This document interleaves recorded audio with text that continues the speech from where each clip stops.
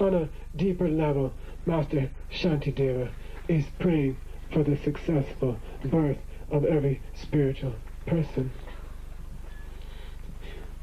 May you open your eyes and see the trouble we and everyone else are in. May you hear the instructions on how to stop it forever. May your birth as a bodhisattva be happy and painless. Next verse. May those without sufficient clothing be suddenly clothed. May the hungry be instantly filled with food. May those who suffer now from thirst drink fine fresh water and other delicious beverages.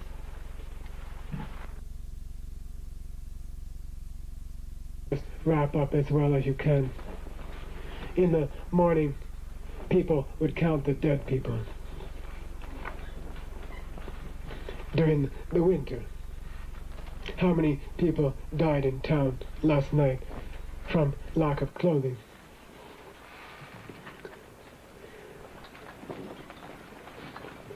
You can't expect a person like that to be studying or meditating. Or it takes basic physical needs. You can't expect hungry people to go to a Dharma teaching and start studying and meditating and doing what they need to do to reach ultimate happiness. People who don't have clean water to drink. And so, at the very basic level, Master Shantideva is sending his good karma to people that they should have the basic physical needs that everyone needs before they can start a spiritual path. Next verse, please. May every poor person there is find all the money they need. May those who grieve be comforted. May those who've lost hope find hope anew and security that will never leave them.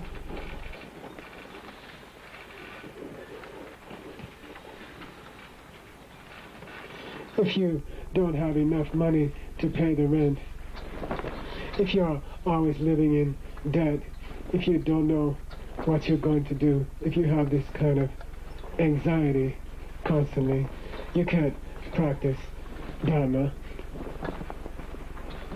So Master Shantideva sends his good karma to all the poor people.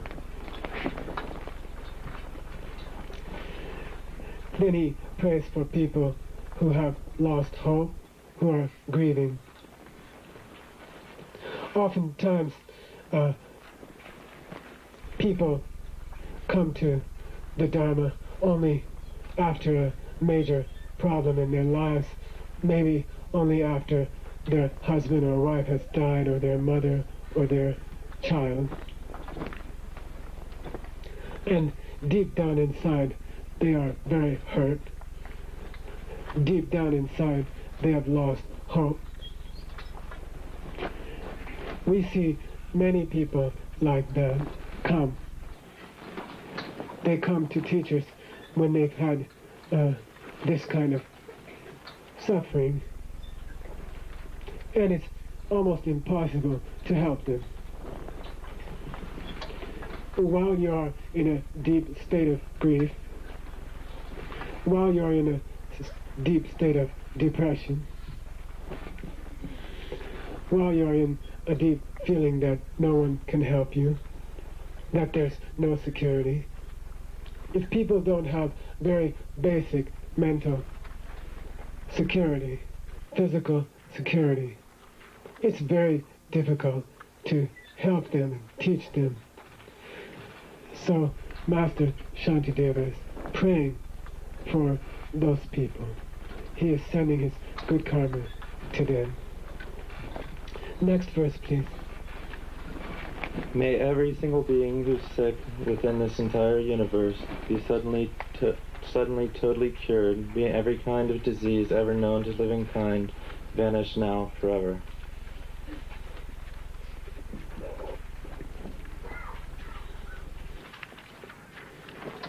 The real spiritual goals: seeing emptiness directly, meeting higher beings,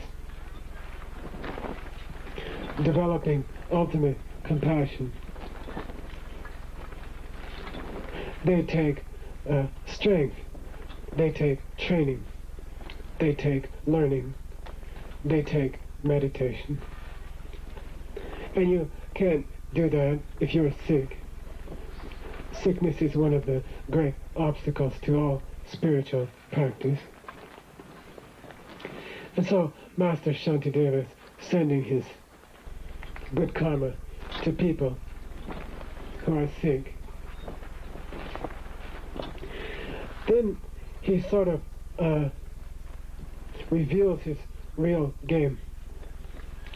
He says, by the way, may all the kinds of sicknesses in the world vanish from the world. How is it possible that all sickness could vanish from this world? If sickness is something that you see in your world, painful,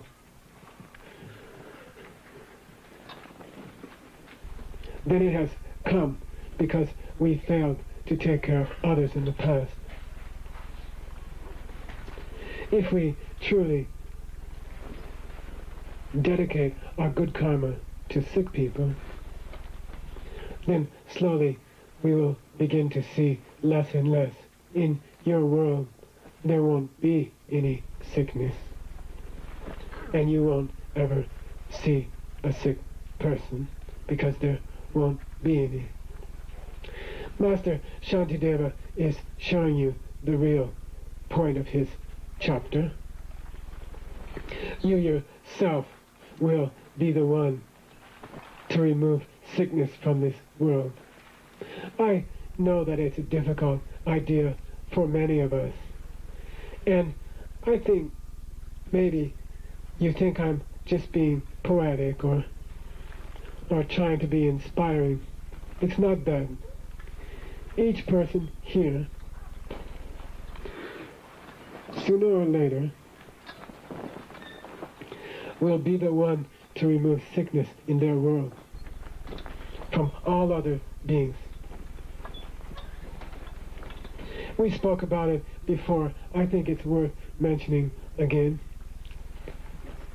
How can there be, I don't know how many people are here, but how is there enough room for all of us to save the world, to be the one? It's a question of emptiness. You are creating the world that you see. The karmas in your mind are ripening in your own mind.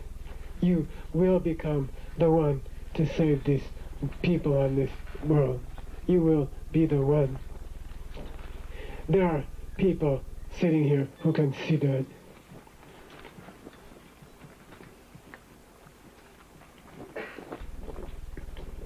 Next verse.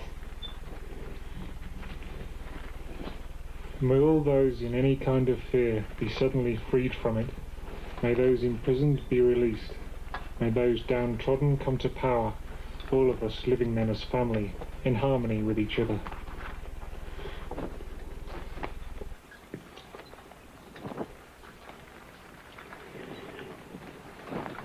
You can't meditate on emptiness. You can't see emptiness. You can't do deep retreats. You can't serve other people in an ultimate way if you are in a country where you're not even allowed to do prayers. Master Shantideva is talking about political repression, especially of spiritual practitioners. It's not something that used to happen. It's happening now. Sera Monastery in Tibet, which had 8,000 monks, has a legally imposed restriction of 50 monks. There's a police station in the monastery. There's a military guard to watch the 50 monks, so that the government can collect the money from the tourists. when they give it to the monks.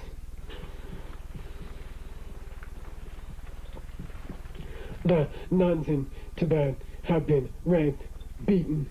They refuse to surrender. They keep speaking out. They are tied down and have electric cattle prods thrust up their genitals. You can't practice like that. You can't have a deep meditation under those circumstances if you're a normal person. These things are still going on. And it's not the Chinese government. The American government did it to the holy native peoples who were trying to practice their own faith. The Russian government did it to the peoples of Siberia. And they crushed the monasteries of Eastern Russia. Where do you think the books in St. Petersburg came from? They were stolen from monasteries when the monasteries were burned and the monks were killed.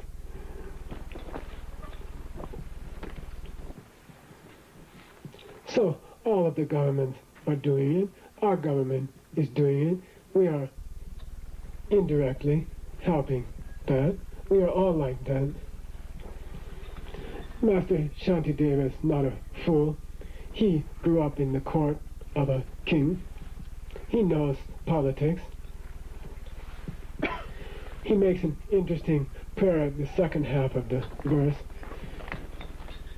He says, if the people who have been persecuted suddenly come to power, may they not start persecuting the ones who persecuted them before. Because it so often happens that when one group which has been persecuted assumes power, then they start to persecute the other groups in exactly the same way. Because it's our nature. It's human nature. We all do that. So you can send your good karma to people in any part of the world who are not free to practice their religion as they wish to. There's a very subtle repression, even in this country. You and I have faced many situations where you can't speak openly about your beliefs in certain kinds of company or certain situations where you work, because you know you'll be labeled in a certain way. And so you can also send your good karma to try to change that kind of repression. It's very subtle repression. Next verse, please. May all of those who are on the road to anywhere at all be safe and comfortable wherever they are now, and may they without the slightest trouble find at the end of their journey the thing they left their home to find. If you think about it, everybody in the world at this very moment is either sitting at home or they are someplace else that they've gone to, like their office where they work, maybe a grocery store. And then all the other people are traveling between their home and where they're going. I think even at the moment that we speak, there are perhaps several billion people traveling somewhere, even if it's just across the street. And so Master Shantideva sends his good karma to them. All you people on your way home commuting through heavy traffic, reach your home safely. I hope that you have found what you went to work to find. And just pray for all the people who are traveling. But there's a deeper level to this verse. If you have opened your eyes, if you can hear. If a bodhisattva has been given birth, if you had enough food, if your mind is basically stable, if you live in a country where you can practice, if you're not sick, then please accept my good karma. I'm sending you this good karma. All of you people who are starting to try to find a spiritual way, Master Shantideva is sending his good karma to everyone who's just starting out. He says, and you and I can imagine people like that, people we haven't met yet,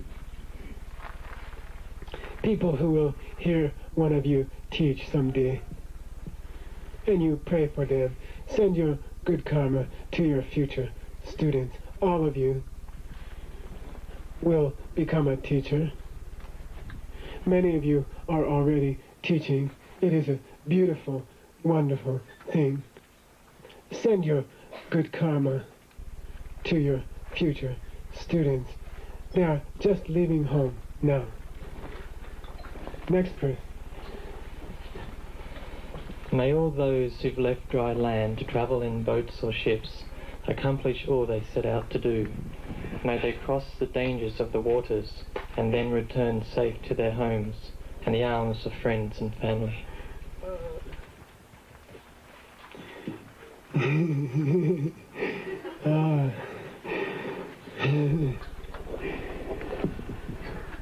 What a coincidence.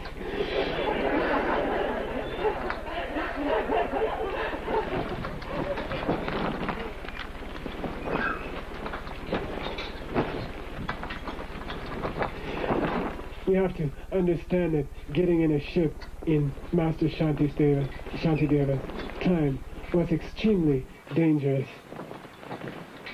If you even just think about Columbus, you put, I don't know, 6-8 weeks of food in your ship, you sail off to the horizon. After 3 weeks, you know you can't turn back. You don't have enough food to get home again. You must go on.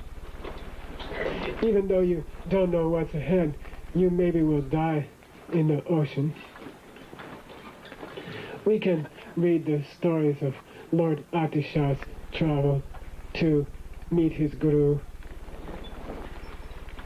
He left from India around 950 or a little later AD.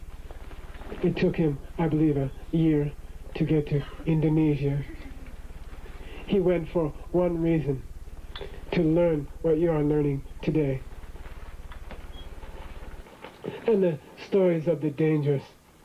You get in a small wooden boat, you cast off, you try to navigate, you stop for food and water. People will just as soon kill you as give you food or water.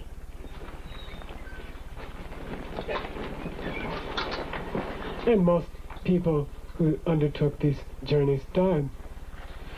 So in one sense, Master Shantideva is praying for them. But in a deeper sense, deeper level, he's praying for everybody who has had the courage to leave what they knew and go into unknown, uncharted waters. I think everyone here, especially the people involved in the 3-year retreat, you gave up everything. In a sense, you cast off. You had no idea, maybe still no idea, what's ahead. But you had the courage to leave.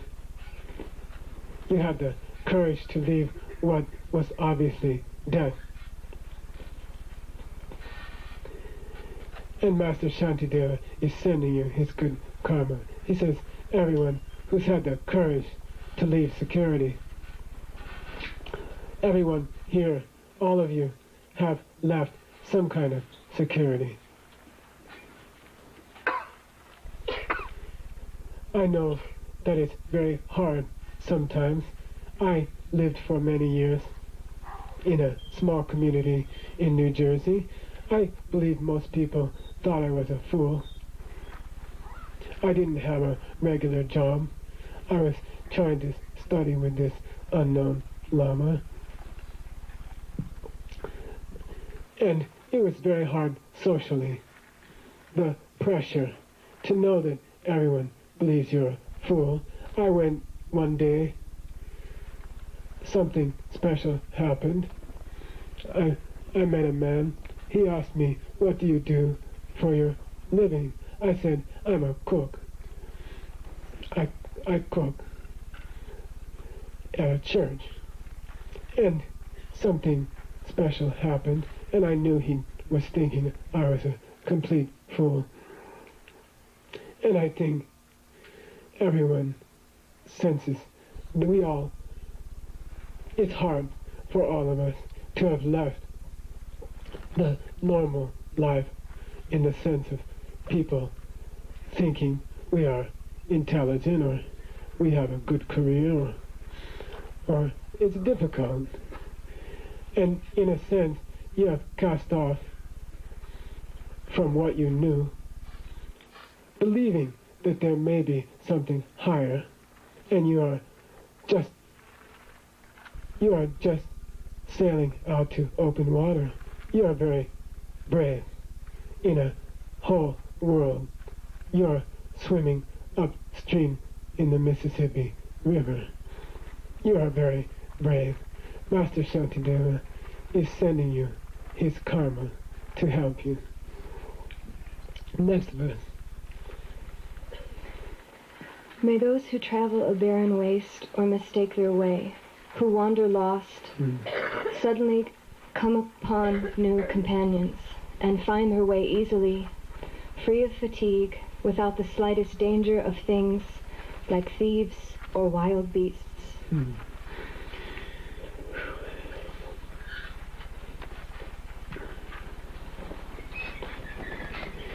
Here, Master Shantideva is praying. People who traveled in Tibet, people who traveled in India in the old days, it was very dangerous.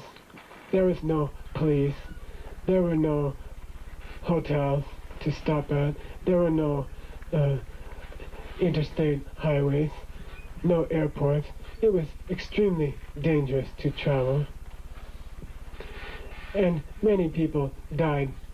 People just rode up on horses and took what you had and killed you. And no one even heard about it. And so people would be very happy to find another traveler. It would double their protection. Groups would form caravans, travel together. And so, on one level, Master Shantideva is praying for people to find good companions. He's praying that they never lose their way. He's praying that they be safe from wild animals. We live in a culture where all the really wild animals have been slaughtered. But in places like India, in the old days, it was just you and the tigers when you were walking through on a long trip, and there were many animals that would kill you. When the monks first came to Sera, there were herds of wild elephants who would come and crush the corn and eat it, and they just killed some of the monks.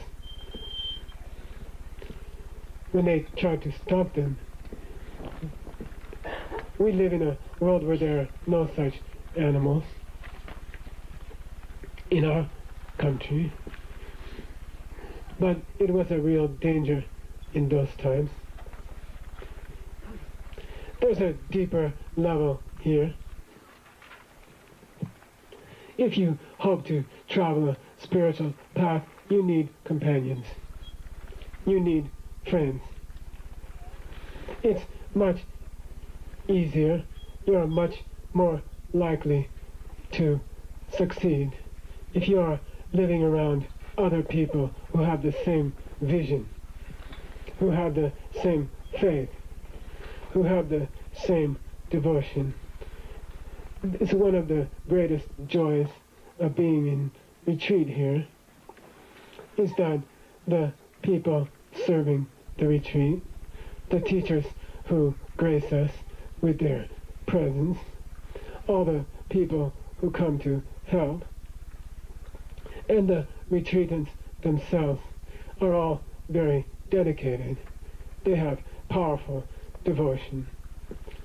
And it's a pleasure and a joy to be together with them, and it makes us all stronger. It protects us from the fatigue of giving up. It protects us from the wild beasts, which are our own mental afflictions. It protects us from the thieves. Thieves are nice, friendly, sophisticated, reasonable, normal people who come up to you and say, why would you waste a week out in that godforsaken desert? And that's for us, the wild beasts and the thieves. They will steal your vision. They will steal your devotion. They won't beat you or put you in prison. They will say, let's go to a movie.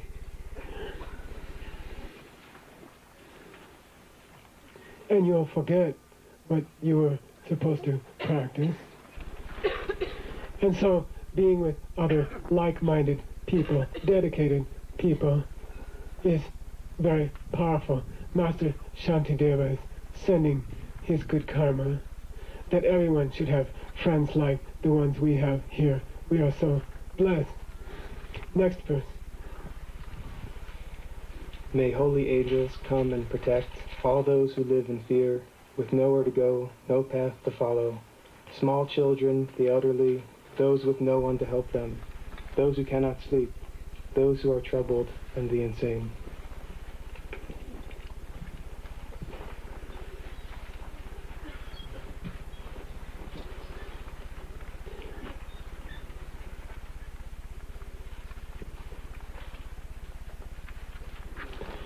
Here, Master Shantideva, on one level, he's praying. It's a very beautiful prayer. He's trying to send his good karma to people who are lost, physically lost, and then to people who are mentally lost. They don't have a place to go. They don't have friends. You know people like that. When you're with them, they seem okay. They share a cup of coffee with you at a restaurant. They go home and they are lonely for the other 23 hours. They don't have any choice. They don't know about any other thing to do like we do. They don't have a path. And specifically, when Master Shantideva uses the word gumbo in Tibetan, nata in Sanskrit, a protector, a guide, he's talking about a lama, a teacher, a guru. He's talking about people who are trying to make the trip without a teacher. And it's hard for them. They will never reach where they are trying to go, and they will be alone. No one will be there to protect them. And he's sending his good karma. May these people meet holy teachers like Holy Lama Khen Rinpoche. Someone who will spend their whole life to help people for free in the ultimate way, and put up with every kind of disappointment, pain, trouble, all kinds of hard times to help those students. May all living beings meet a protector like that. Then Master Shantideva begins to speak about people in the world who have no one to protect them. He starts with small children. In the history of mankind, children have had a special place. They have never had any rights. They are considered possessions of their parents. Throughout history, even into modern times, there have been no legal or social means of protecting children.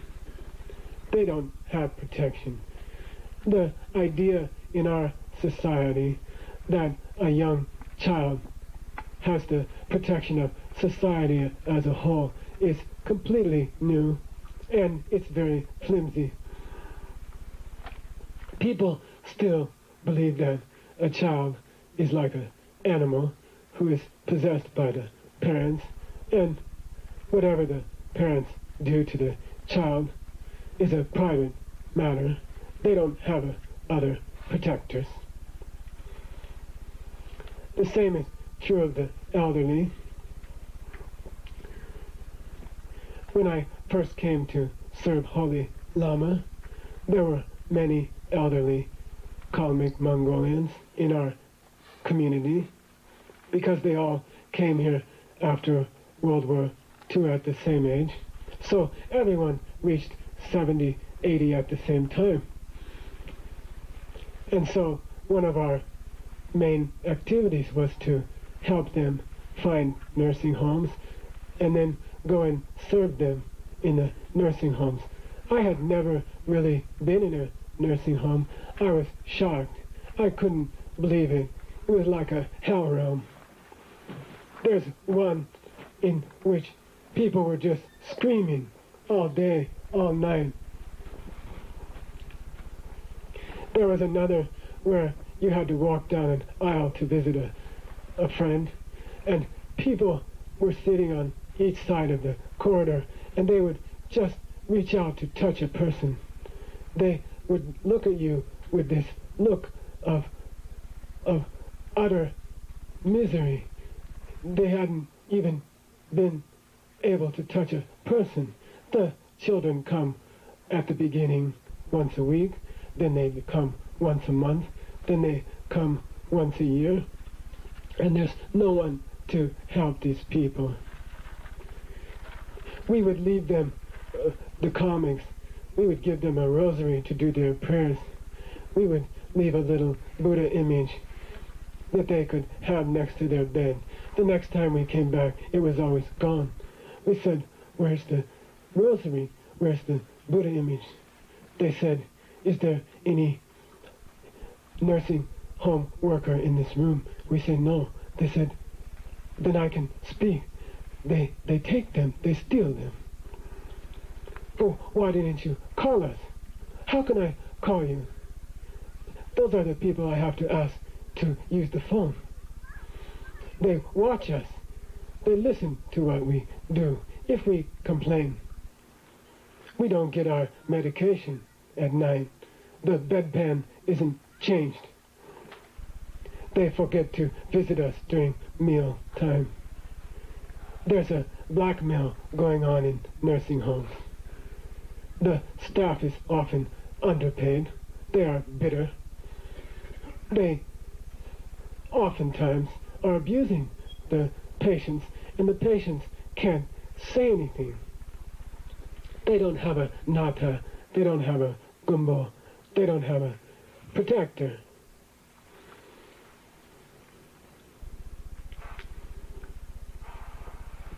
And then Master Shantideva goes on to talk about people who can't sleep. I think it's very beautiful that in a major philosophical work of ancient times, someone would have the sensitivity to send his good karma to this simple disease that almost everyone has had. Almost everyone has times when they can't sleep. It's a great suffering. If it goes on too long, or you move into a deeper level, depression, you begin to be depressed, you begin to feel anxious all the time. And if it gets deeper, you simply go insane. People who can't sleep are no fun to be around. People who are deeply depressed or have anxiety lose their friends. People who get into a asylum, if you think people won't visit old people, you should see the people in the asylums. We used to go to visit people. It's hopeless. It's very great suffering. People are literally beating each other, screaming. Televisions are up full blast because no one can stand the sound of everyone else screaming. And Master Shantideva is praying for those people. He's sending his power to those people. On a deeper level, people who are children,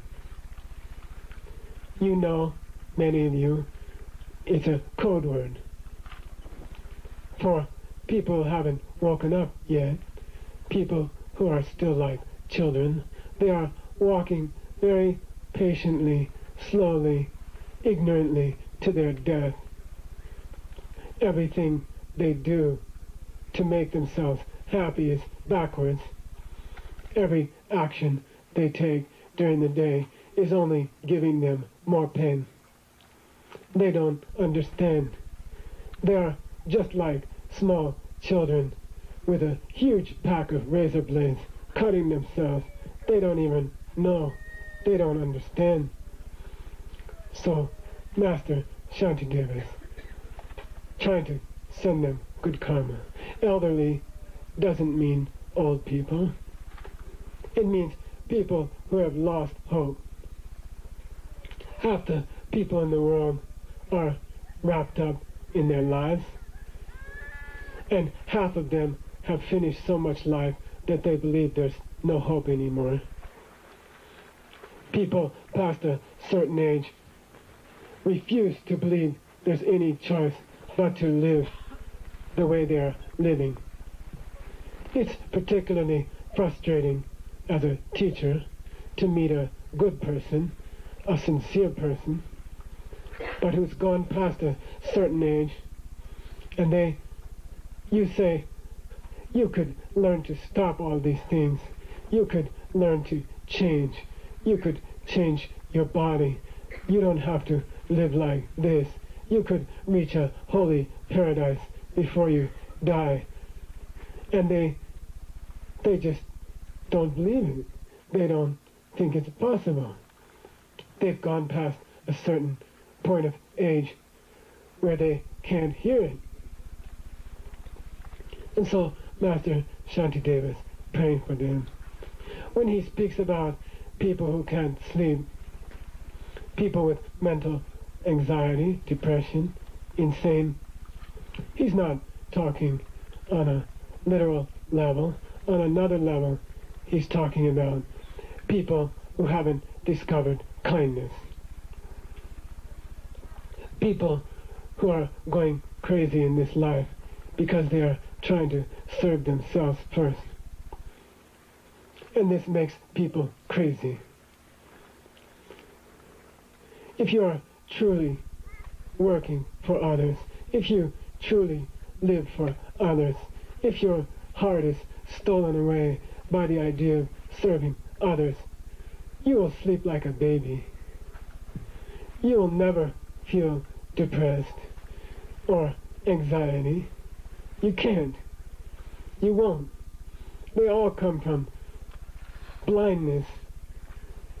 They all come from worrying about yourself first. All kinds of disorders of sleep, all kinds of mental anguish, insanity itself. The one feature that characterizes all the insane people I've ever tried to help was that they were wrapped up in themselves. They weren't thinking about others. Every kind of mental suffering comes from selfishness. Thinking about yourself. It's the great paradox of life. When you think of others, your mind is at peace. You never have trouble sleeping. You never have anxieties or depression. So Master Shantideva is sending us his good karma to try to wake us up, because this verse is about protectors. And the only real protection is to think of others, serve others. You will never again need anything. You will never again be hurt by anything. He's talking about the ultimate protection, which is simply living your whole life to help other people. Next verse. May they spend every life they still have to live, free of every obstacle to a spiritual life. May they find firm feelings of faith and wisdom and a perfect capacity for love. May their physical needs be filled. May they lead good lives. He's saying if people wake up and try to practice a spiritual life, you know and I know the first thing that will come is obstacles. The more you try to live a good life, the more you try to serve others, you can be sure that you will have obstacles. You become like a cosmic magnet. I'm not kidding. I'm not being poetic. It's absolutely true. You know it. People who have really tried to live a spiritual life, every time you step up the volume, the obstacles step up the volume. It must be like that. It will always be like that. You have to expect it, and you have to try to send your good karma to people who are already on a path and getting obstacles. We have this naive notion that all the great saints of Tibet and India popped out perfect and didn't have any problems and served their lamas perfectly and kept all their vows perfectly and did the bodhisattva activities perfectly. Well, then they wouldn't have been here, would they? You come to this realm, we come here because we are imperfect. If you were involved with the Asian Classics Input Project, 3,000-4,000 scriptures have been input. A good percentage are prayers to stop obstacles. Those books wouldn't exist if there hadn't been a hell of a lot of obstacles. So you can count on them. You can expect them. They help us. Then Master Shantideva says, all those people who are trying to lead a spiritual life, may they find first faith. The word Shraddha in Sanskrit, Depa in Tibetan, doesn't mean blind, stupid, unconsidered faith in a teacher or a religion. It's a word that reflects feelings of admiration. It's a word that means to aspire to something great and holy. And so the first step for everyone is to meet a person like His Holiness, the Dalai Lama, just to see him, just to hear him speak, or Holy Lama Ken Rinpoche or Lama Super Rinpoche. You meet a great person, you meet a holy teacher. There are teachers like that, I think, listening today, and you are inspired by them. And that's what faith means. You say, I want to be like His Holiness. I want to be like those other lamas. I want to learn to be as good and to serve people the way they do. Then you need wisdom.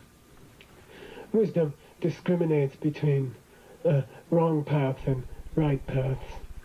Wisdom discriminates between something that's good and something that's not so useful. And all throughout your spiritual life, Lord Buddha especially emphasized it, you have to keep evaluating the path. This point, I need this. At this point, I need this. At this point, I shouldn't be doing that. And I don't think this particular path that I've heard about is very useful, and you reason it out in your mind. Lord Buddha, as you know, taught 4 great systems. 3 of them are wrong.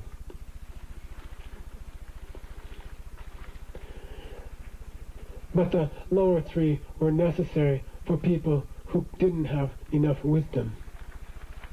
And so a teacher will give part of a path, or even a slightly mistaken path, to a disciple whose mind is not ready for higher paths. And then it's really up to each disciple to find out the truth and to go higher. All of you who were studied at Sera with Holy Lama Geshe Thupten Rinchen, you heard those teachings. In his final round the wheel, the 3rd turning of the wheel on this planet, Lord Buddha said, the 4th school I taught was wrong. He's already said the first 3 were wrong. Then he says the 4th one was wrong.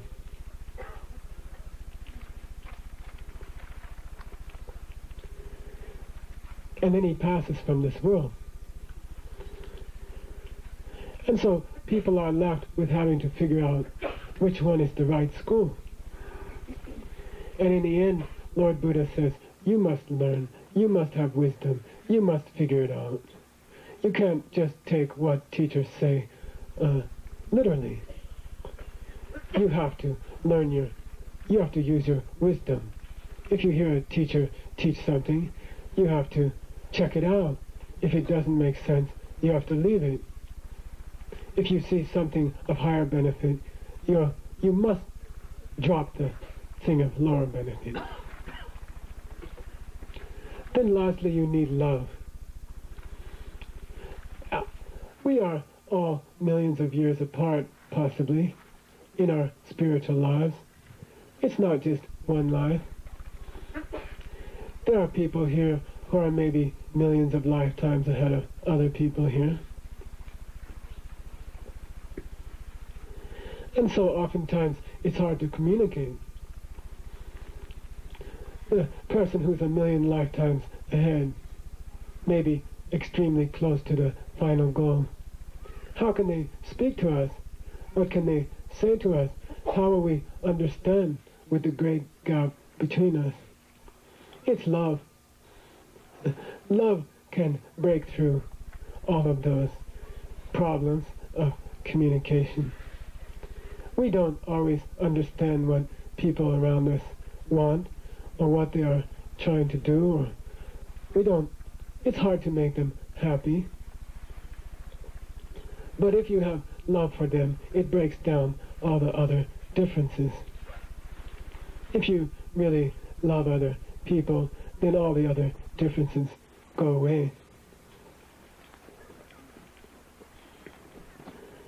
Then lastly, in this verse, Master Shantideva is praying that people who start a spiritual path should always have the things they need. We need basic housing, food, teachings. There are basic needs that every spiritual person has to have. Next verse. May they have all they need to live forever, without a moment's pause, as if they possessed the treasure of the magic sky. May they live together without ever quarreling, without ever hurting each other, enjoying instead the freedom to live as they choose to. There's a special thing called Namkadze. It's here, magic, treasure of the magic sky. It's a special yogic skill. It's a special skill of high meditators. They can, like, reach into another dimension and pull out whatever they need. I need a cappuccino right now. And they just put out their arm and they bring in a cappuccino. It's called the treasure of the magic sky. So Master Shantideva is saying, I hope every person who tries to do deep meditation, deep retreats, deep practice, that they can learn the skill of the magic sky. It's all based on generosity, of course.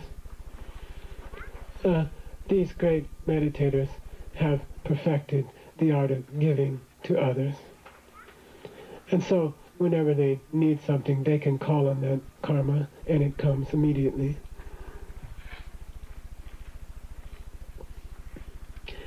And he's praying for that. What was the second part of that verse? Oh, yeah. Okay. Here, Master Shantideva is talking about spiritual practitioners fighting with each other.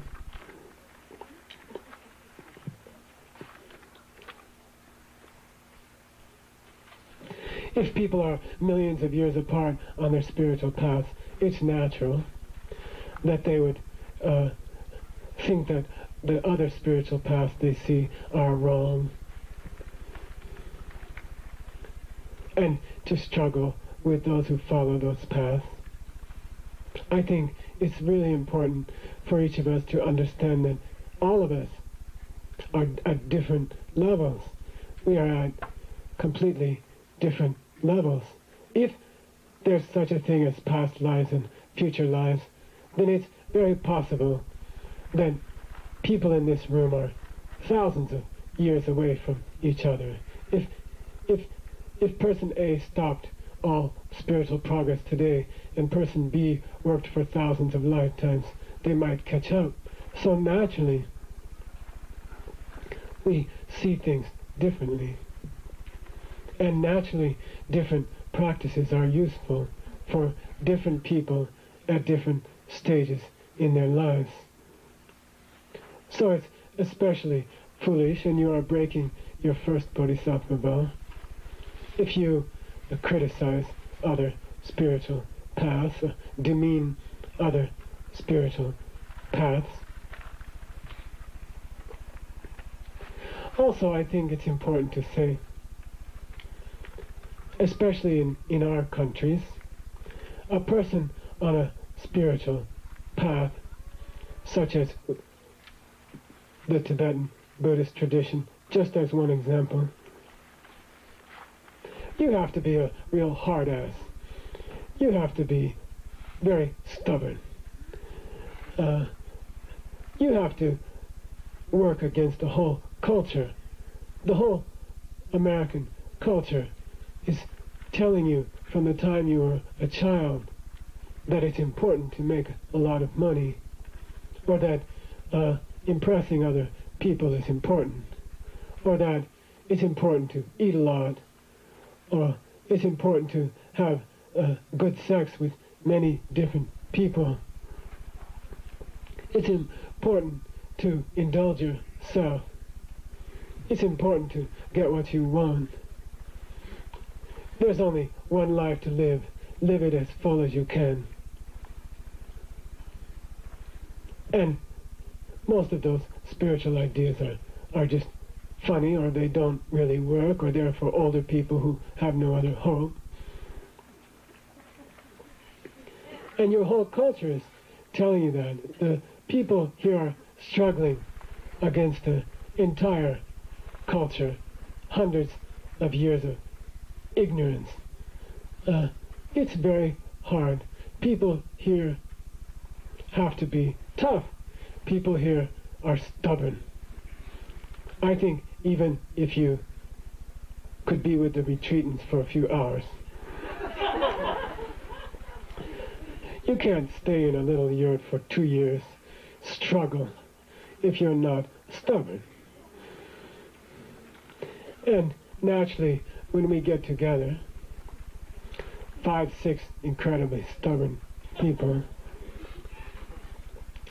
we start to have little disagreements, speechless disagreements. Within a few minutes.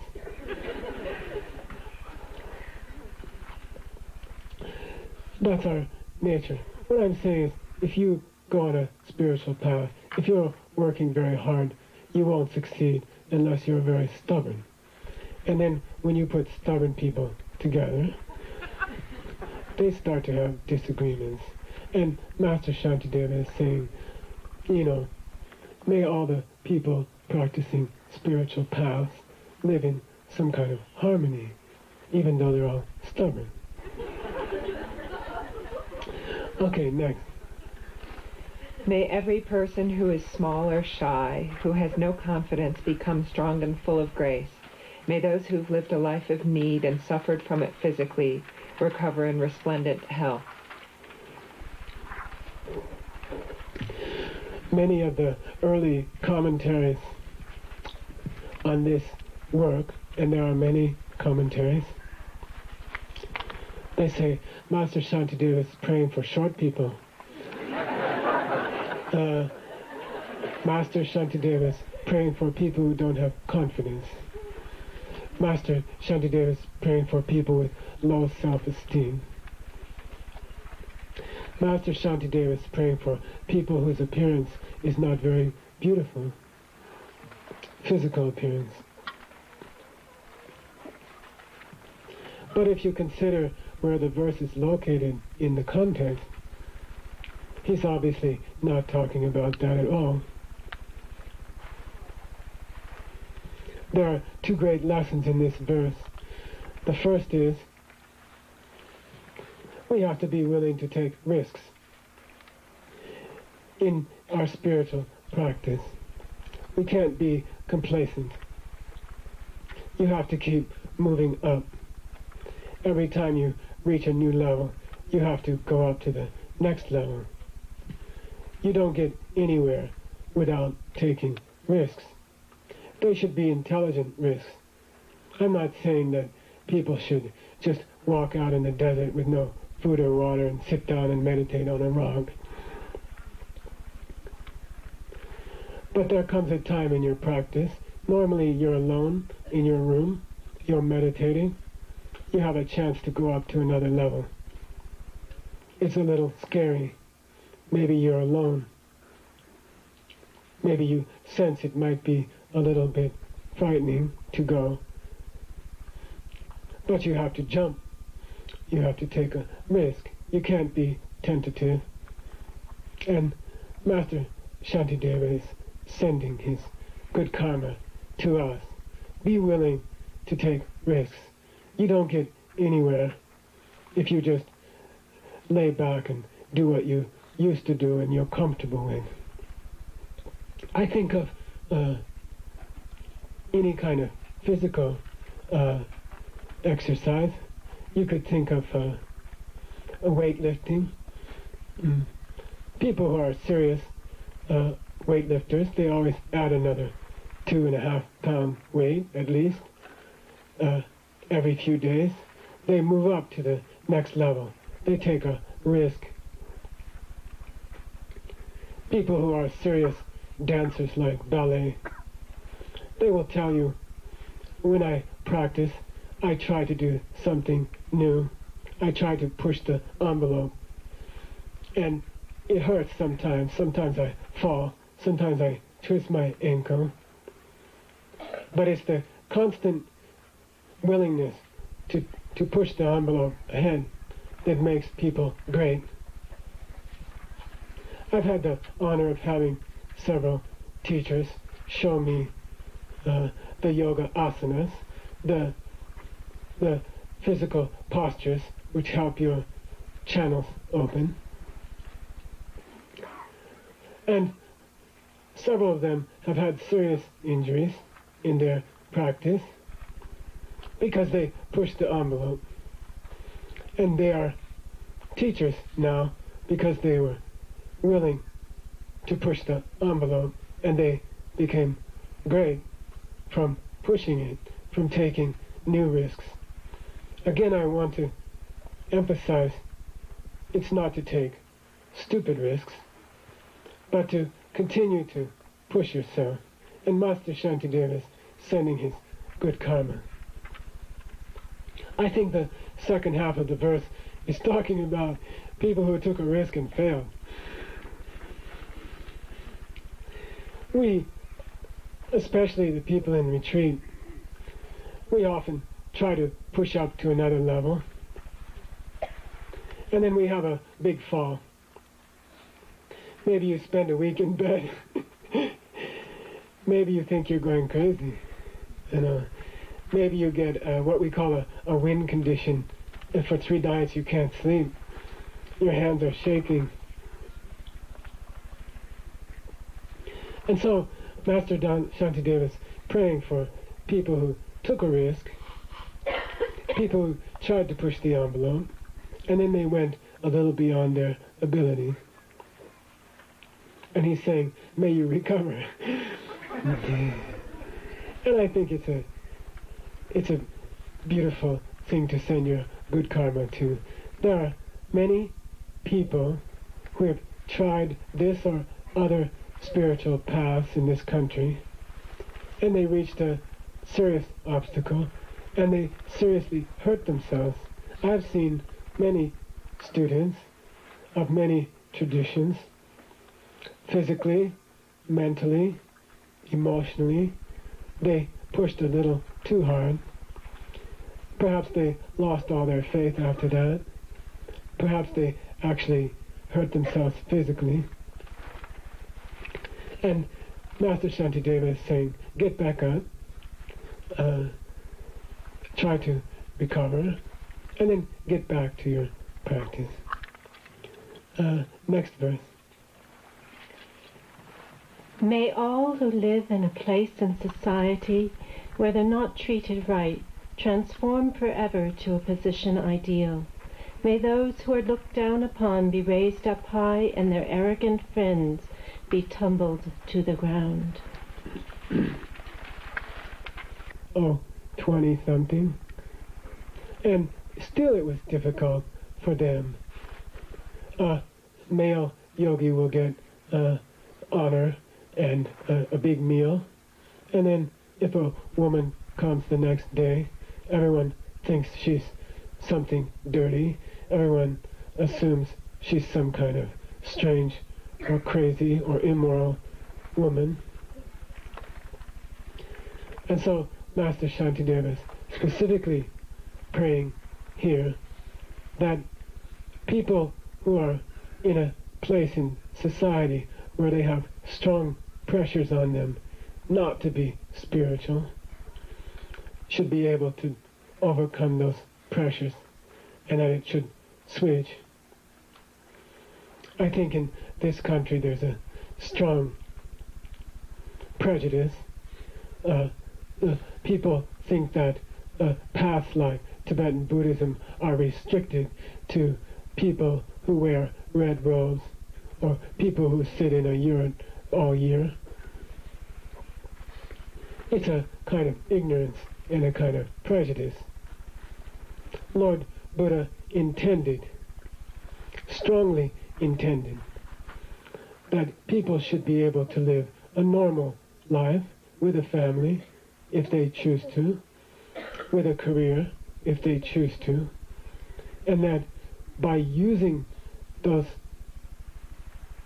careers and families wisely, they reach enlightenment in this lifetime.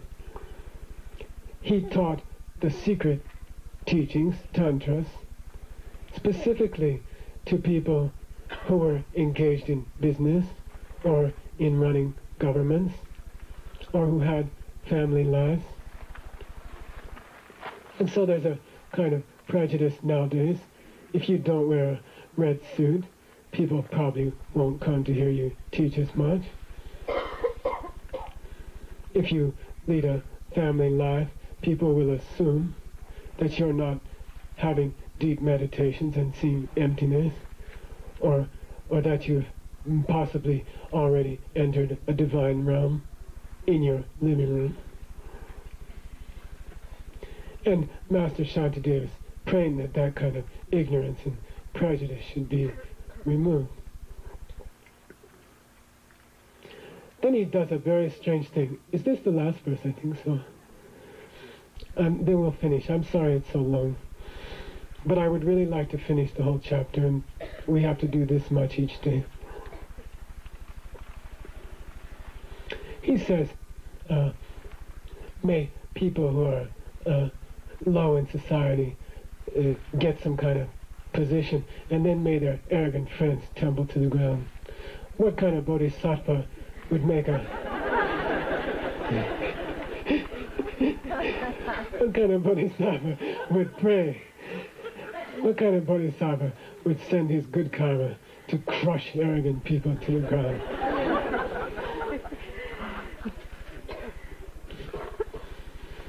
It's a special prayer.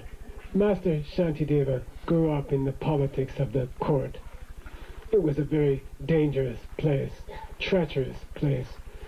The royal courts of India were places of intrigue, assassination, imprisonment for the previous dynasty.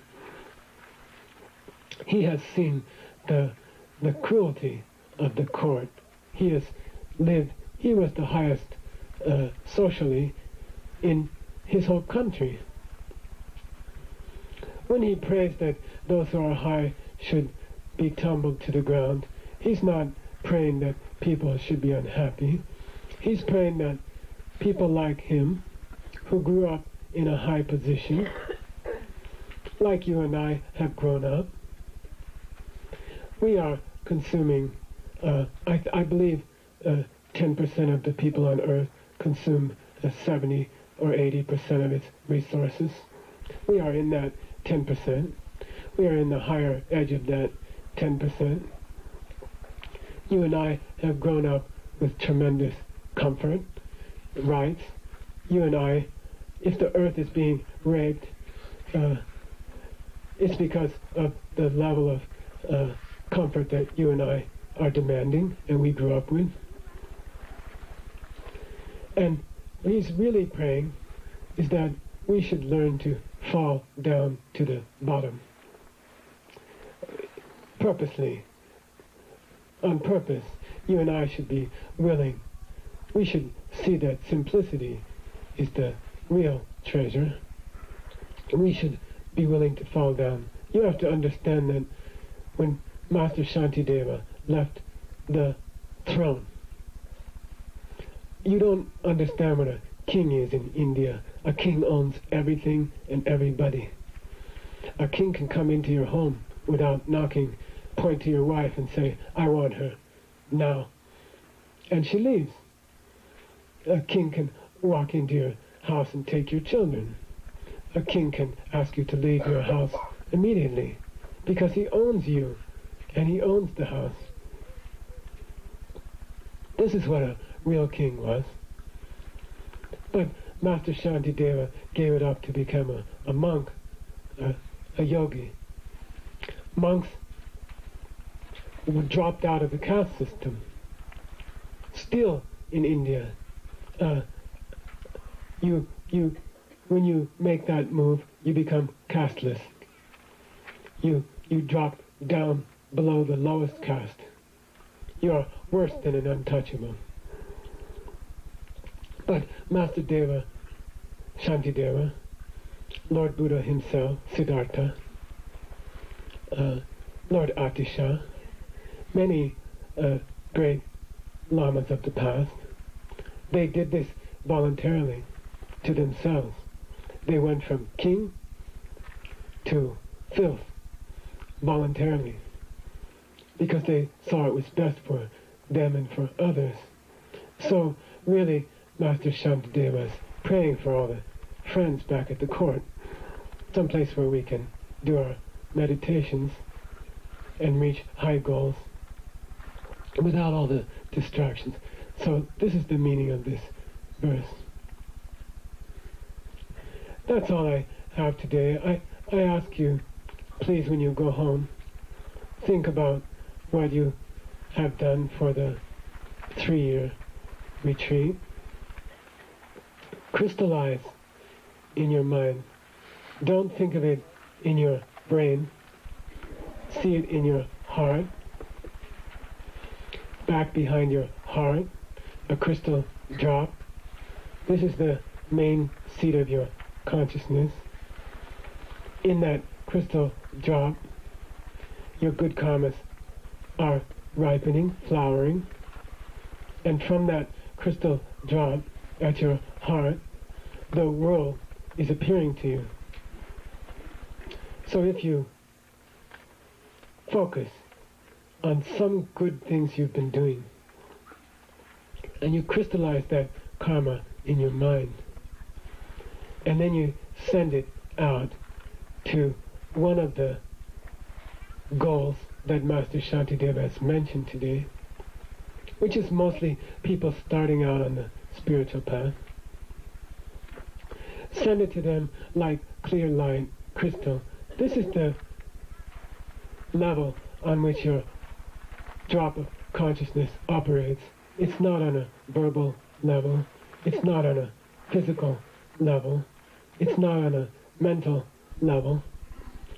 The drop of consciousness deep inside you, which emanates the world that you are seeing, is ineffable.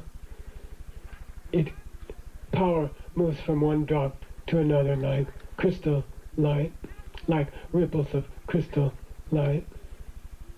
Try to imagine that level of energy, power going out from the karmic seeds there. Then they become extremely powerful, and they can actually cause all the good things Master Shantideva has mentioned. Please try it. We'll see you tomorrow.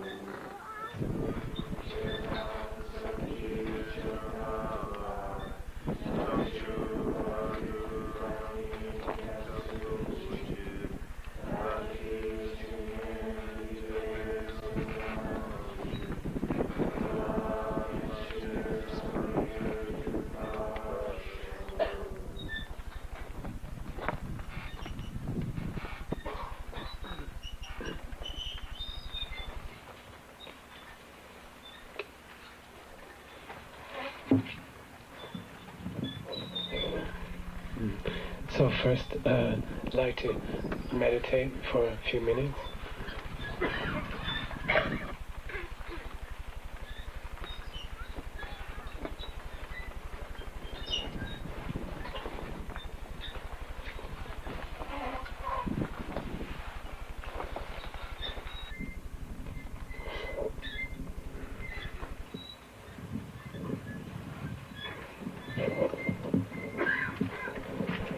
Okay, let's start.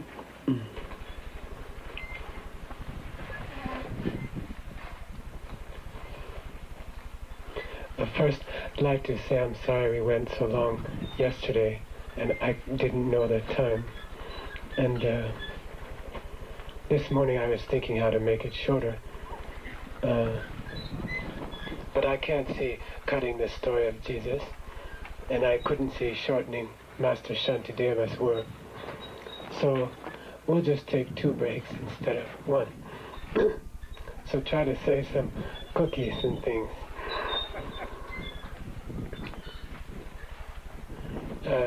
Yesterday night, Thursday night, was the night Jesus had gone to the Garden of Gethsemane, which is really a grove of olive trees. It's a very foolish place to go for a man who's being hunted. If he had gone home to the Galilean camp, he would have been safe. There are hundreds of followers there. If he had stayed in a safe house in Jerusalem, there were too many supporters among the poor people for him to have been captured. But he goes to a different place. He goes outside the safety of the walls and to a grove which can't be watched. His people can't protect him there, and he only has 3. It almost seems like he's trying to get caught.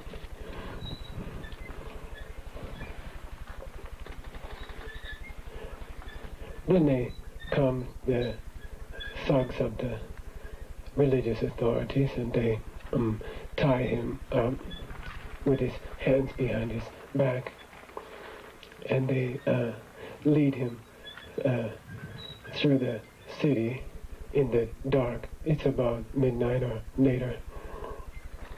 Everyone's asleep.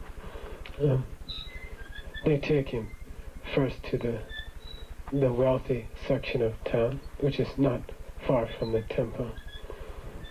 It's on a higher level than the rest of town.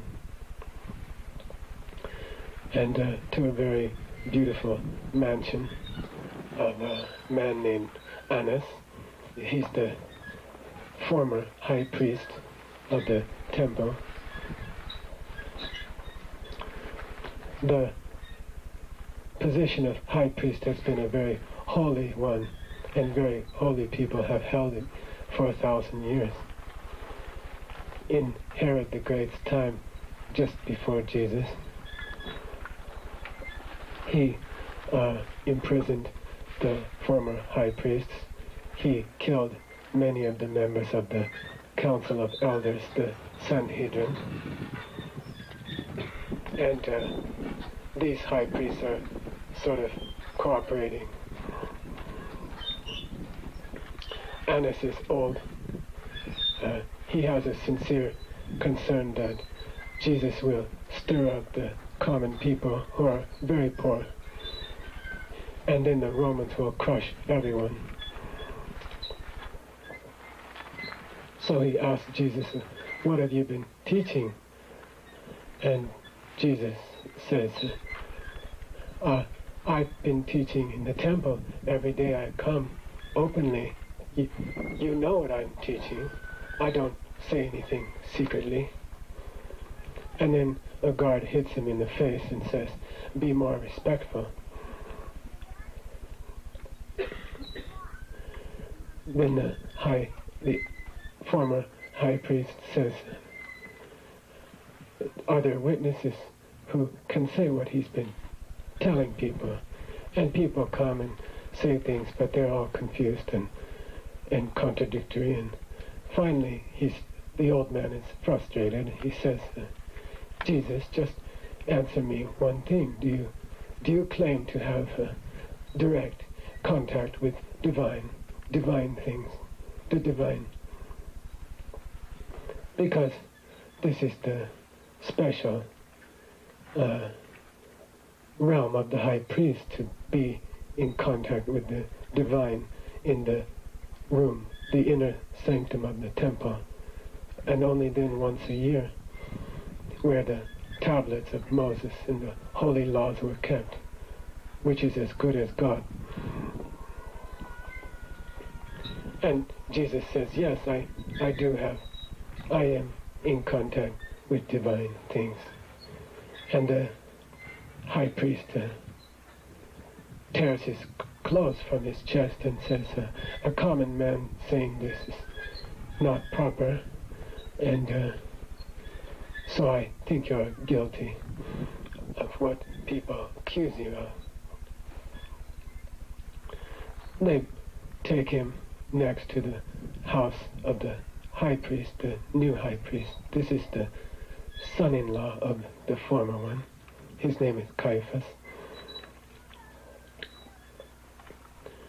And Caiaphas is much younger and more impetulant and less tolerant.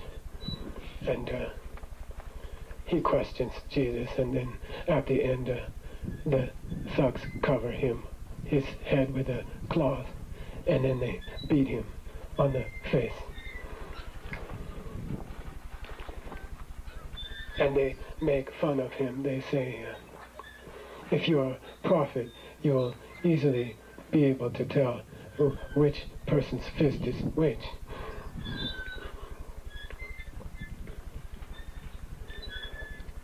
Then the Sanhedrin meets, or the few people left of the Council of Elders, and they make a decision that Jesus should be killed. But there's a question whether they have the authority under the Roman occupation to carry out any kind of sentence like that. So they decide to submit Jesus to the Roman government. and requests that they kill him.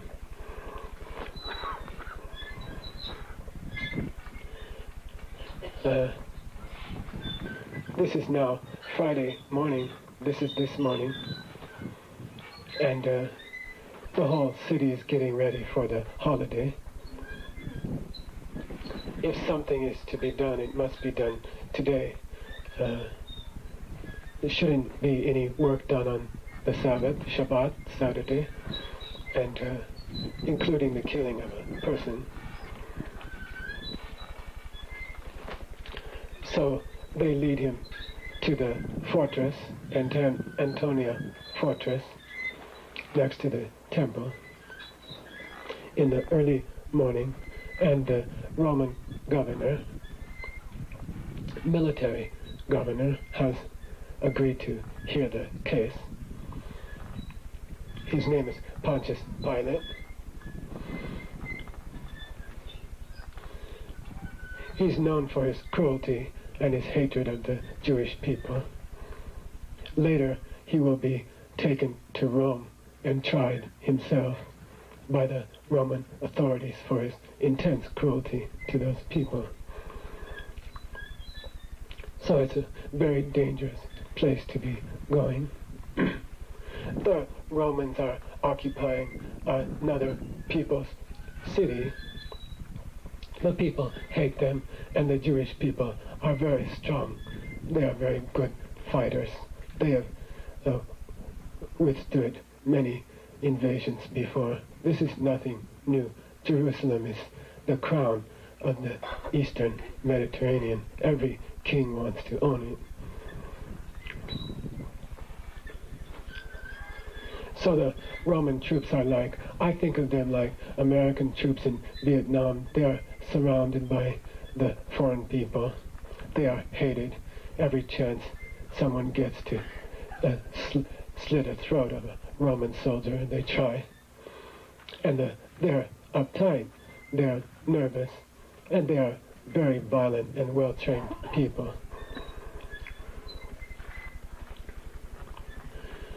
And Jesus is taken to the door of the fortress, of the court. The religious authorities who are accusing him refuse to enter the fortress because of the holiday coming up in the evening. It would make them impure. So they stand outside. Pontius Pilate has been trained in Rome, like all Roman governors, to respect the local religions. So he comes to the door. He doesn't demand that they enter. And he says, what do you accuse this man of? And they say, he claims to be the king of our people. And therefore he's a traitor against the Roman government. King of the Jews is an expression that has been adopted by many revolutionaries already during the Roman occupation. People who tried to throw out the Roman army and tried to stir up the people and free the Jewish people. So this is a code word for a revolutionary, and it's not tolerated by the king or the governor. And so he takes Jesus inside. This is one of the most moving moments, I think, in history. This sort of insane Roman governor takes this holy man into an empty room, and he asks him, do you claim to be a king? And Jesus refuses to say anything. And Pontius Pilate says, you're mad. I have the power to kill you where you stand. I have the power to let you walk out of the door. Defend yourself.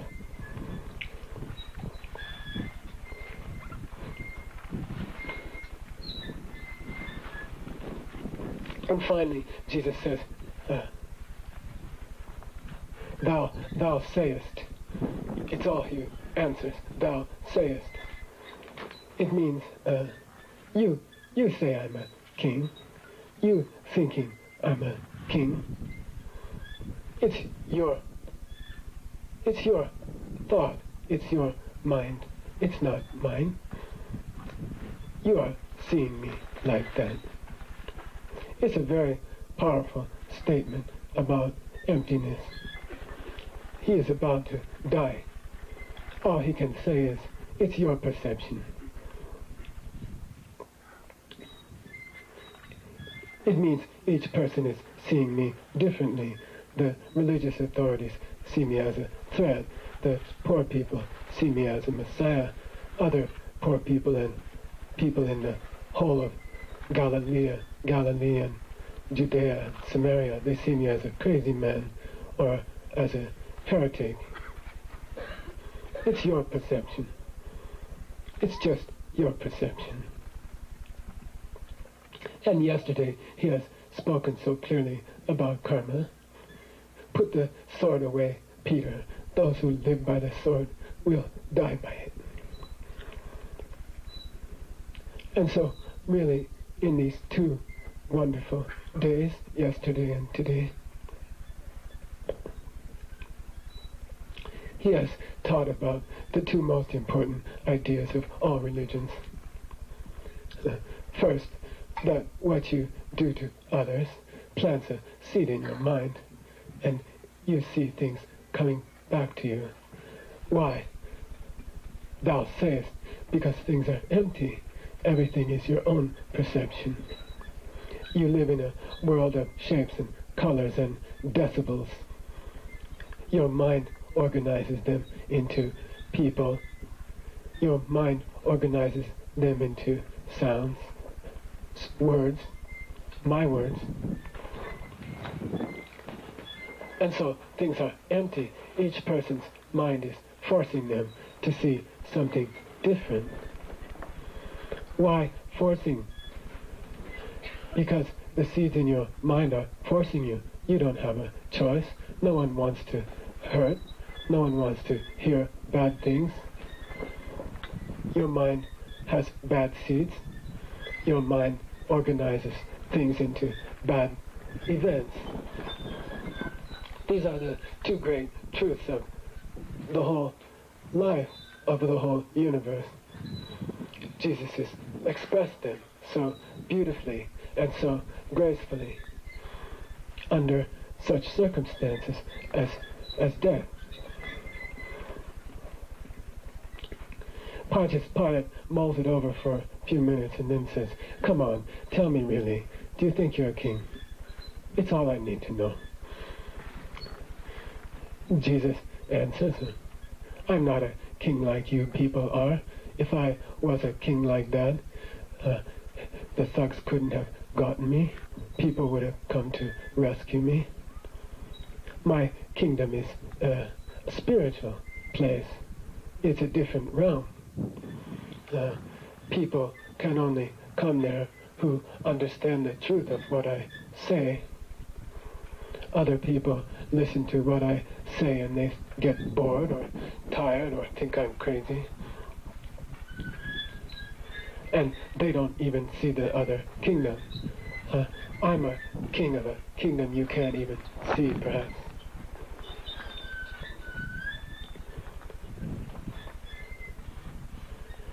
And when he speaks about truth, those who hear the truth that he speaks, he's speaking about, in our terms, karma and emptiness.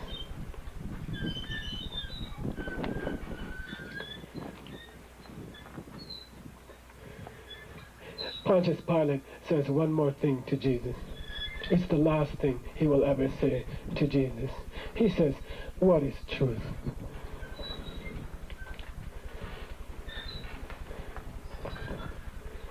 means every person sees the truth a different way, don't they? Thou sayest, even if there was a truth that you could tell people and they wouldn't have to die anymore, how many people could hear it? Each person sees those words differently. And some people think it's just loose talk or silly talk. Some people, a few people, hear it, the truth of it, and then they act on it, and they enter a different kingdom.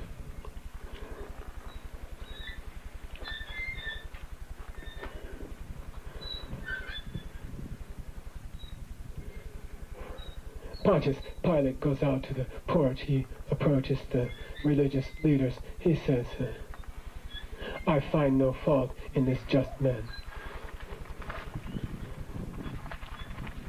It's an extraordinary conversation they've had. I sometimes wonder who recorded it.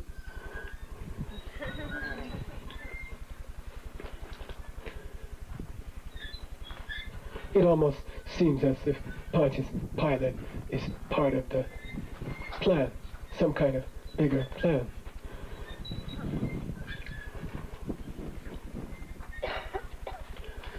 So, we've been talking about Master Shantideva's chapter on how to send your good karma to help other people. We first talk about how to send your good karma away, and then we try to talk about some kind of specific good karma, and I try to remind each of you of a good karma I know you have, and I know you have many that I don't know about.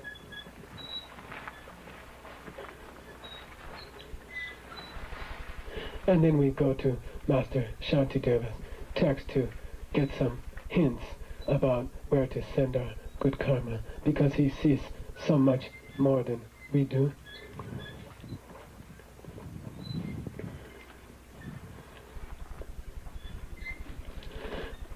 I'd like to repeat the method to give away your good karma. It's a seed in your mind. Most people aren't aware of the seeds in their own minds. When I say seed in your mind, I think you think of an apple seed halfway between your ears.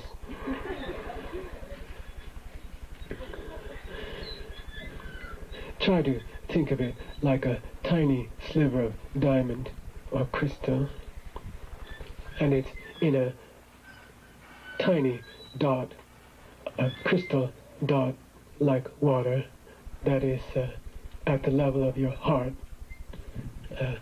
behind your physical heart, near your backbone. And imagine, or actually, things are emanating from that drop. You are seeing the world you see as a reflection of that drop. Everything from the drop to the stars, and all the stars are being projected for you from that drop in your own heart. When you look up and see the moon, you are seeing a part of your own consciousness.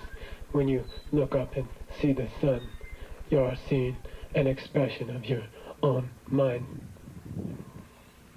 And when you see other people, they are expressions of your own mind. So is mind the only mind in the world? No, not at all. They are real. The other people are real, and they are different from you. It's not contradictory to say that they are different and your mind is creating them. They are different people created by your mind. And you don't have a choice. You know that. The last person who irritated you just before the teaching, it's your past seeds creating present results.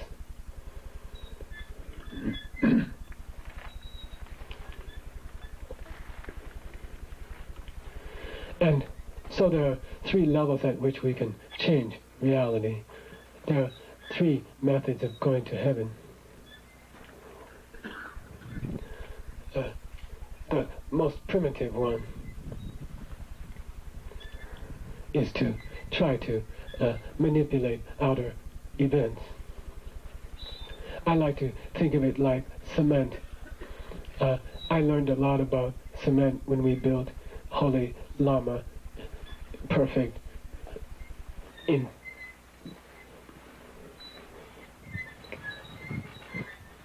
Genrinpoche.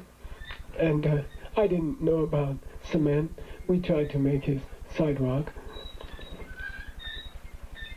I remember Venerable Chunila was there. She ripped her hands open, bleeding, to make it nice.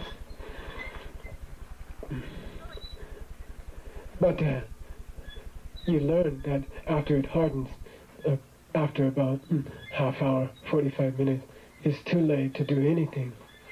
You can scratch your name in it with a nail, but you can't change it much. Outer events are like that. We can't do a lot to help other people in the outer world. We can try to feed people or give them money, place to stay. But it's very limited. We run out of money quickly, you know that. You can only put so many people in your living room in New York. And there are so many more who need help. It's very limited. It's a good thing to do. All bodhisattvas do those things. We must do those things. But it's not very powerful. Then there's an inner method. If the whole universe that you perceive is an expression of a tiny drop of consciousness, bindu, in your tigle, in your own heart, then it would be extremely powerful to go there and manipulate the seeds. This is what dedication is all about. This is what we are doing during this teaching. Go to the inner drop. Go to the chromosomes, to the DNA chains. Make subtle changes. And then for 50, 60, 70 years after that, the child changes, grows in a different way. It's very powerful. I worked in the diamond business. I told you we had many other gemstones. One is topaz. I think I told you before. The blue color is made by radiation in a nuclear reactor. And I studied it because I wanted to be sure that the women, especially in our department, were safe, especially who were pregnant. It just takes a single stray particle from a single atom of a radioactive substance. It penetrates the skin easily, and it collides with a single small part of the DNA chain in a single cell of the mother. And then the baby will be deformed for his whole life. Karma is just like that. If you really want to change reality, if you hope to bring other sweet, holy, living creatures to paradise, it's very powerful to work at the level of the subtle drop of consciousness. And that's what we are doing when we make dedication. If your motivation is strong and sincere, if you truly crystallize in your mind your own good deeds, think about them, clarify in your mind the beauty of your own good deeds. Make them into a beautiful little crystal packet and then send it out. Imagine it as a ray of colorless light, crystal light, coming from your heart, from that tiny drop, and it strikes the heart of the person you hope to help. Intention creates all things. And so you will be in a position to help every living creature just with the power of your focus and your concentration and your pure intention. So I think it's a very holy practice, just for a few minutes, maybe in the evening. I like to do it before I go to bed. I search for one stray good thought from the whole day, and I crystallize it by focusing on it, and then I try to send it to another person's heart to help them.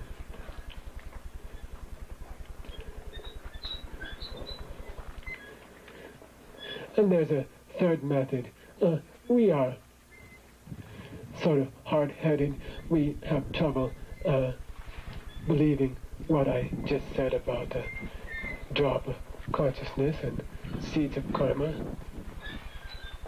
But I think most of you have advanced far enough to know that the external kinds of help are also limited. We are limited in what we can do, because that's like hard cement, and the inner drop is like wet cement. You can do anything with wet cement. You can make anything you like, because you're working at the cause level. You're working in the realm of causes and not in the realm of things that have already hardened. It's a very profound statement. We have to work in the realm of causes and not in the realm of results. The results are hard. You can't move it. The causes are fluid like wet cement. There's a middle ground, which is sort of a joyful place to be. It's a way to work down to the subtle drop.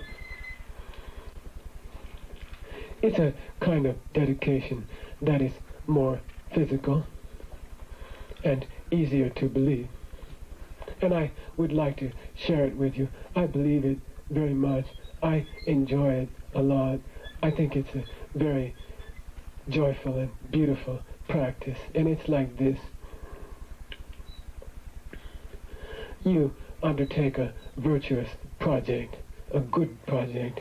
You design something to help other people. It could be building something for a lama like Ken Rinpoche. It could be just making them dinner, for example.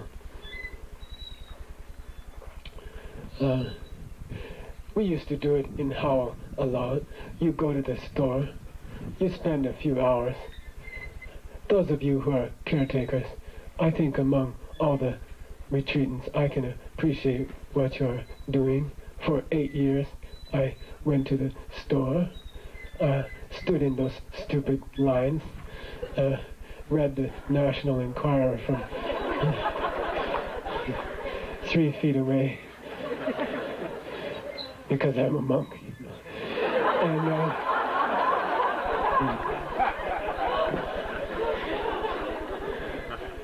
And then you go home, and Rinpoche always liked to have a good momo, a meat dumpling. It's a lot of work. It takes maybe an hour and a half. You chop the chinse, the celery, special celery. You grind the erma, which is a special Chinese pepper, in a mortar and pestle. You grease up the momo pots. You chop the meat. He liked it chopped by hand. No, you can't use a electric machine on my meat. I like it chopped by hand. So you make hamburger with a cleaver. and then mix it up, and it takes about a half hour to roll out the dough and press it into those nice little shapes, and then you cook it in the momo pot, and you hope they don't fall apart. And then just about time you're ready to take it up and see the beautiful look on his face of happiness, a student walks in. They've been sitting in the next room reading a Dharma book for the last 2 hours, not helping. And you make the arrangement on the tray, beautiful arrangement, and you get a nice, beautiful lacquered tray, and it's going to be taken up to Khen Rinpoche, and you say to this person, come here, you know, you take the tray up.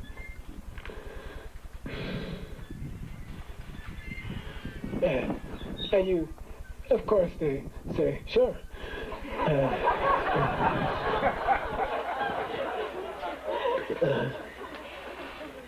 And then they go up the stairs, and you can feel Rinpoche's smile from downstairs while you're washing the pots. And you have just dedicated your good karma. You see, it's a wonderful practice. I encourage you to try it. You have given away the good karma at the last minute. Think how this person feels.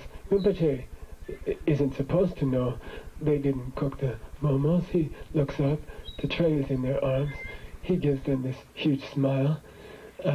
His beautiful little dog is leaping up and down with joy because she ate more than he did. And this person who maybe perhaps didn't have the strength to execute this little virtue project gets the credit, and they get this emotion at the end. They feel like they cooked the momos, and they feel like they are offering it to Khen Rinpoche.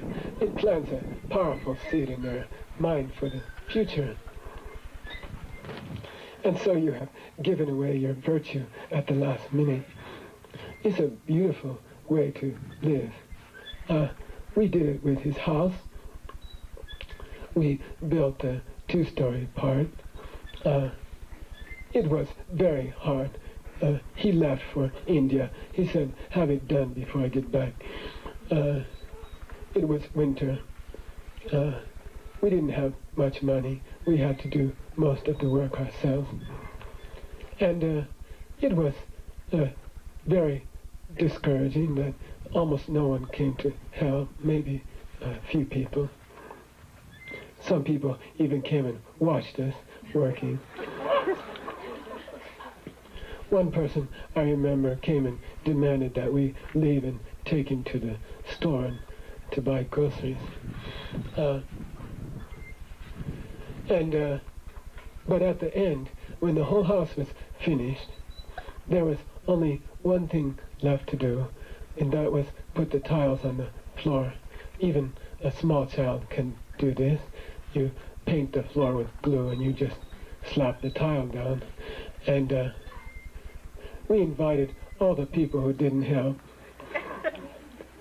We enticed them with huge pizzas. And at the last minute we said, come and help us put the tiles down. It took maybe half an hour. The building took a year. And we gave away the karma at the last minute. And for years, people would come and point to the building and say, I helped finish that. And it's a good thing. You are giving away your virtue at the last minute. So I encourage you to think about this special practice. You do the hard work. You get things pretty much finished. And then at the last minute, give it away to other people. And then the virtue, the goodness, it spreads to their hearts in a way that you can see more clearly than in meditation. This is like half-finished cement, half-dry. You are working in the realm of cause and result. But I think it's a very concrete, it's something you can see and appreciate and take joy in. It also overcomes your habit or the tendency we all have to try to own the virtuous things we do.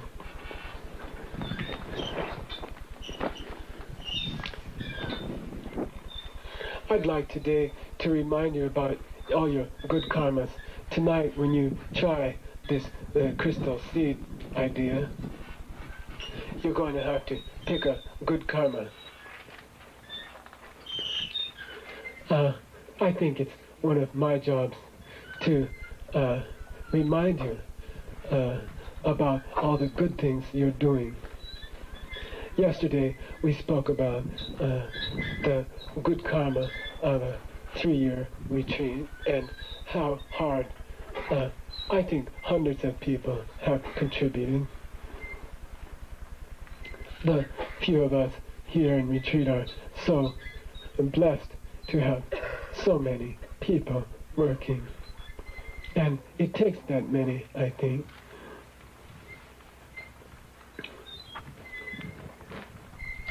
I'd like to speak about the good karma that I have seen you do that relates to your personal practice, your own attempt to help all living creatures. The first and perhaps the greatest karma each of you has done was done before I met you.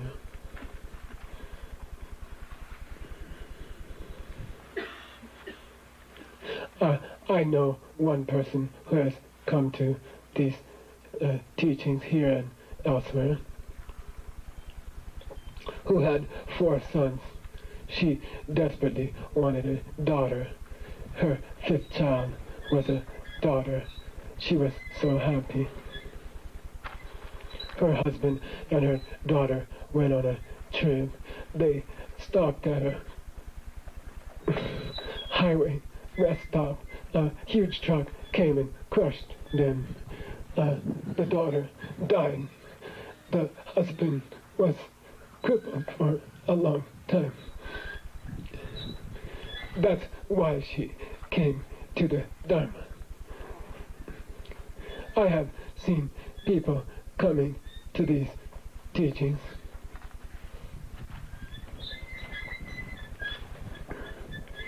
because their mother was killed with an axe by intruders to their home when they were a young child. I have seen people come to these teachings because they went home when they were 5 years old and saw Daddy had hanged himself.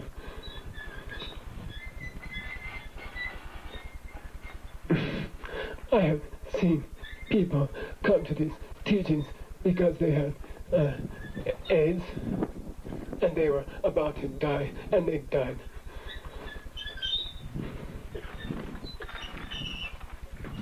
I have seen people come to these teachings because their sister, as a teenager, hitchhiked somewhere and disappeared and is presumed dead.